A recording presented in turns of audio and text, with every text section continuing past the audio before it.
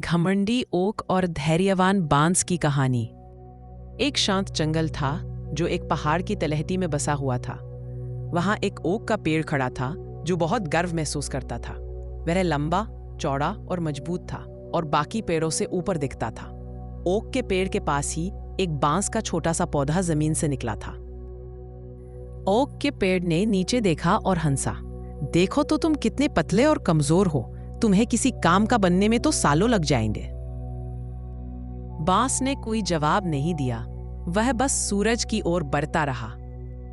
साल बीतते गए, ओक का पेड़ और लंबा और चौड़ा होता गया। उसे अपनी मोटी छाल और मजबूत शाखाओं पर गर्व था।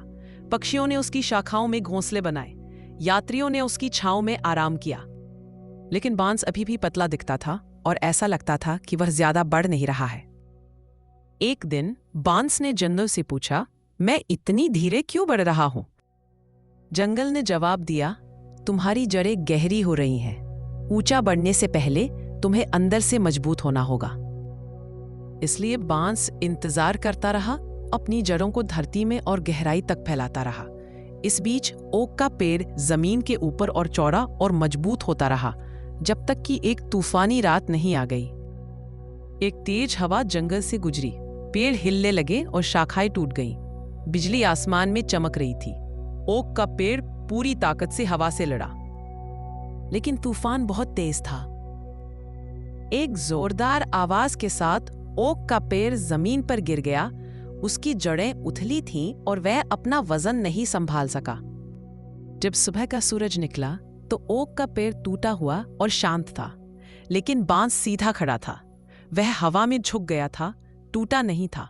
उसके लचीले तने तूफान के साथ लहराए, लेकिन कभी हार नहीं मानी। जंगल शांत था। फिर जैसे नींद से जागकर पास बढ़ने लगा और वह तेजी से बढ़ा। कुछ ही हफ्तों में वह आसपास के कई पेड़ों से ऊंचा हो गया।